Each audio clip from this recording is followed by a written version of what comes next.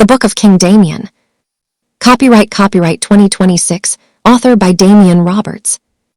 All rights reserved. No part of this publication may be reproduced, distributed, or transmitted in any form or by any means including photocopying, recording, or other electronic or mechanical methods without the prior written permission of the author. And it came to pass when there was a little boy running around into a poor community, and everyone saw him, and he became so popular in that community. And even in other communities, many people started getting to know him. But that little boy was suffering because his parents didn't even care about him. His mother got sick, and she couldn't be there for him, and his father didn't care about him, none at all. His father took him to his grandparents because his mother was also suffering with some mental illness, and she would have that little boy touring around on the busy main streets with her, and his life was in danger because she had no food to feed him, so his father was contacted by the police to remove his son from his mother, else there would be some consequences for him by the government. And then he was taken away from his mother by his father to live with his grandmother down in the countryside. Then that little boy started crying with depression because he thought that he would never see his mother again. But his grandmother was a maroon lady. She was a very, very wicked person.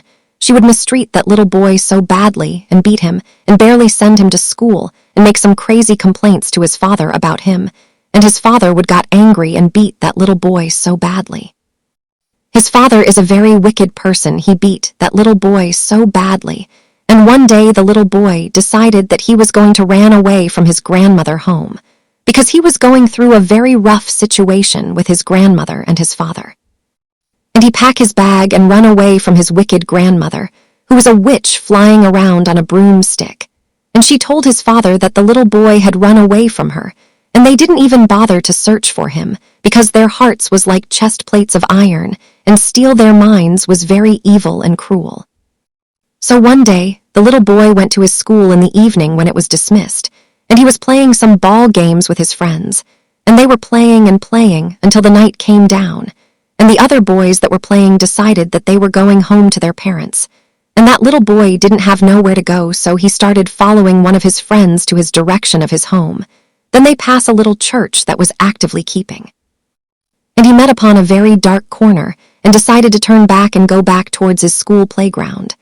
But when he reached at the church, a thought came to his mind, and he stopped at the church and he walked inside and sat at the front seat of the church, and everyone was looking at him.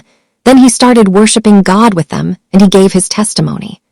But when that church was over, everyone was going home, and he was asleep, so they wake him up.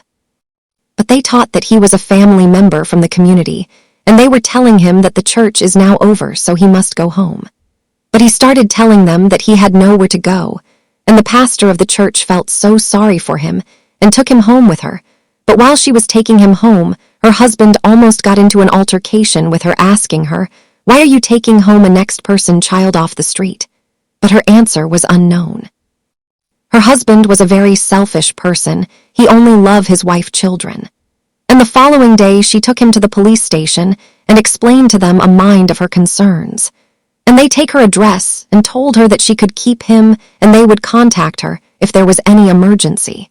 And while she was keeping him, no one contacted the police because there were no one who cared about him. She started sending him to school, but he was very slow at learning because his mind was traumatized by his wicked and evil families who had got him before. They started bullying him at school because they knew he had no real rapant, and they started calling him all sorts of names and making fun of him every single day. Then he started cope and getting used to their antics and mental illnesses, and he graduated from secondary school and went to an high school. His situation was the same because the pastor lady wasn't working, and she didn't have much to support him. She would take her grandchildren old clothing to clothe him, and he only had one pair of shoes, and he had to walk it to school every day and walk it back home every evening, and they would fight him at school every day, and his school days was very sad. Then he graduated from high school. Then the pastor lady died the same year of his graduation. But before she died, she told him that her children would help him. And she also gave him a she-goat, and the goat was sick, and he thought the goat would died, but the pastor lady had died instead of the goat.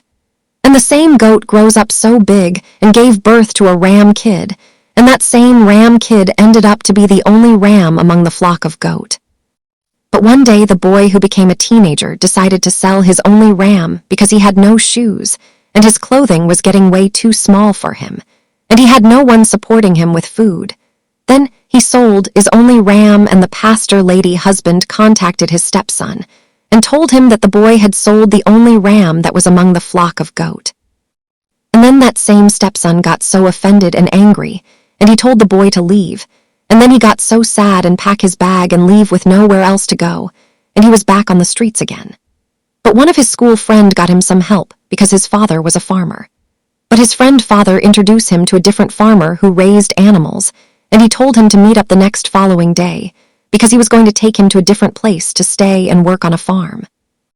Then he took him to the farm, and he started working, and he was cutting grass and feeding goats, and he wasn't cutting enough grass for the goats, so the farmer decided to take him to his house to help him with his home work by cutting his fence and working in his garden.